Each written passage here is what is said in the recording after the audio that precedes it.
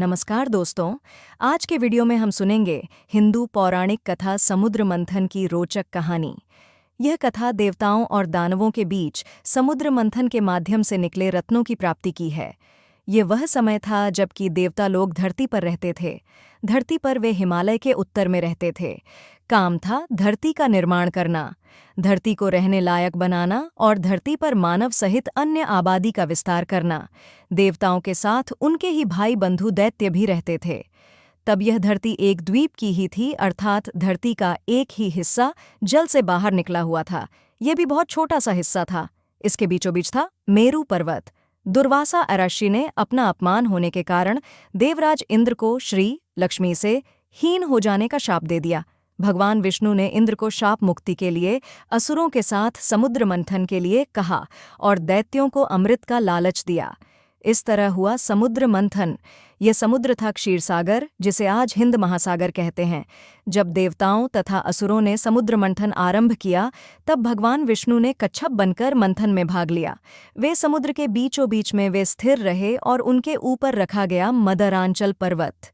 फिर वासुकी नाग को रस्सी बनाकर एक ओर से देवता और दूसरी ओर से दैत्यों ने समुद्र का मंथन करना शुरू कर दिया।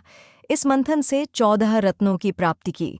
ये रत्न इस प्रकार थे: हलाहल, विष, घुड्ढा ऐरावत हाथी, कौस्तुभ मणि कामधेनु गाय, पारिजात पुष्प लक्ष्मी जी, अप्सरा रंभा कल्पतरु वृक्ष वारुणी, देवी पांचजन्य शंख चंद्रमा, भगवान धन्वंतरी। अमृत समुद्र का मंथन करने पर सबसे पहले जल का हलाहल कालकूट विष निकला, जिसकी ज्वाला बहुत तीव्र थी। हलाहल विष की ज्वाला से सभी देवता तथा दैत्य जलने लगे। इस पर सभी ने मिलकर भगवान शंकर की प्रार्थना की। शंकर ने उस विष को हथेली पर रखकर पी लिया, किंतु उसे कंठ से नीचे नहीं उतरने दिया तथा उस विष के प्रभाव से शिव का कंठ नीला पड़ गया। इसीलिए महादेव जी को नीलकंठ कहा जाने लगा।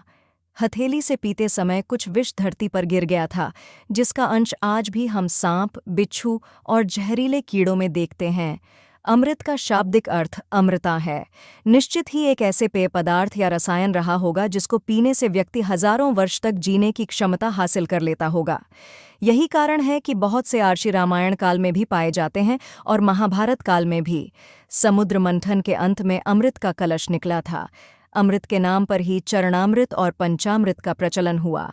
देवताओं और दैत्यों के बीच अमृत बंटवारे को लेकर जब झगड़ा हो रहा था तथा देवराज इंद्र के संकेत पर उनका पुत्र जयंत जब अमृत कुंभ लेकर भागने की चेष्टा कर रहा था, तब कुछ दानवों ने उसका पीछा किया।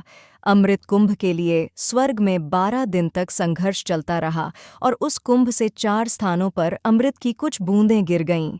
यह स्थान पृथ्वी पर हरिद्वार, प्रयाग, उज्जैन और नासिक थे।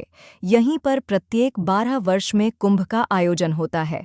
बाद में भगवान विष्णु ने मोहिनी का रूप धारण करके अमृत बांटा था। इस प्रकार समुद्र मंथन की कथा हमें सामर्थ्य, आपसी सहयोग और भगवान के अद्वितीय लीला की महत्वपूर्ण सिखें देती है। आपको ये वीडियो कैसा लगा? कृपया हमें अपनी राय और सुझाव कमेंट्स में बताएं और हमारे चैनल को सब्सक्राइब करना न भूलें। धन्यवाद। मिलते हैं अगले वीडियो में।